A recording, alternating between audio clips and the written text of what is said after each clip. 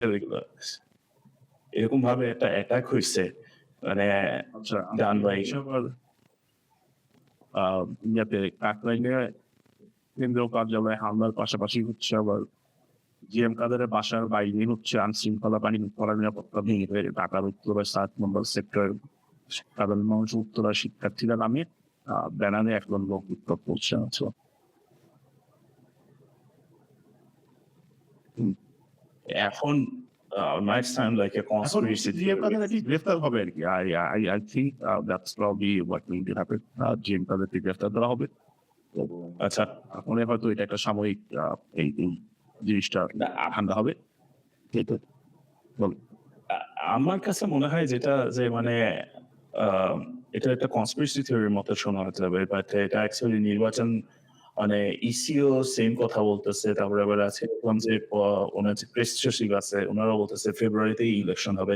But আ আমি এভাবে যদি চলতে থাকে I'm not saying it's gonna happen, but there's a possibility মানে এরকম অরাজকতা যদি পার্টি সিস্টেমের মধ্যে যদি ব্লেম মারামারি লাগাই দেওয়া দিতে পারে প্রপারলি। এখন পর্যন্ত যেটা আমরা দেখিনি। এখন পর্যন্ত আমরা যা দেখছি যে দেখা বিএনপির গ্রুপের মধ্যে কোনো কিছু একটা দখল নিয়ে মারামারি হচ্ছে অথবা জামাতের সাথে বিএনপির মারামারি হচ্ছে। এনসিপি ওইভাবে ইনভলভ না, বাট এনসিপির নাম ব্যবহার করে আমার মনে হয় মানুষজন মারামারি করে, চাঁদাবাজি করে।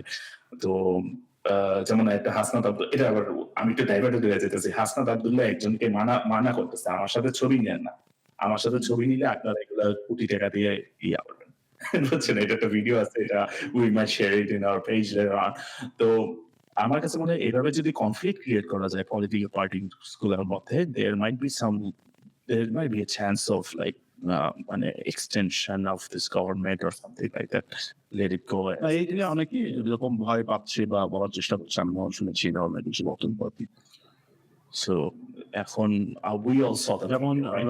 মির্জা ফখরুল ইসলাম সাহেব আ বলার চেষ্টা করছেন যে হচ্ছে বা আজকে উনি বলেছেন একটা হিট সবাই একটি নির্বাচন বানচাল করার চেষ্টা করছে। মানে একটা চক্রান্ত হচ্ছে নির্বাচন না হওয়া নিয়ে। তো এই ভয়টা উনারা পাচ্ছেন।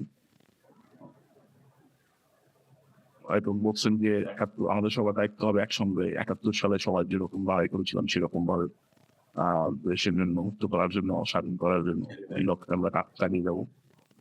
তারপর হচ্ছে আচ্ছা এটা হচ্ছে আ বিভিন্ন ক্ষুদ্র গোষ্ঠী, জাতিগোষ্ঠী প্রতিনিধিদের সম্মেলন দেখবে এরকম একটা অনুষ্ঠান ছিল। ১৮টি জাতিগোষ্ঠীর প্রতিনিধিরা অংশ নেয়। তো উনারাও এটা বলার চেষ্টা করছেন যে নির্বাচন একটা বানচাল বা করার হচ্ছে। তো নির্বাচন বানচাল হইলে তুমি যেটা বলছো যে এই সরকারকে একটা এক্সটেনশন বা প্রলং করার একটা সুযোগ তৈরি হচ্ছে এরকম হ্যাঁ। একই দিকেই যাচ্ছে বা যাওয়ার সম্ভাবনা আছে। And I think যদি এক্সটেন্ড করা হয় আমার মনে হয় না যে প্রধান উপদেষ্টা বেশি থাকবে। তবে he might claim না আমার ধারণা হ্যাঁ, যে ওই যে someone. নির্বাচনের পরে হয়তো নির্বাচনের যে ডেট ওই ডেটে যদি নির্বাচন নাও হয়, ওনাকে এরপরে হয়তো দেখা যাবে না। হ্যাঁ। So that's why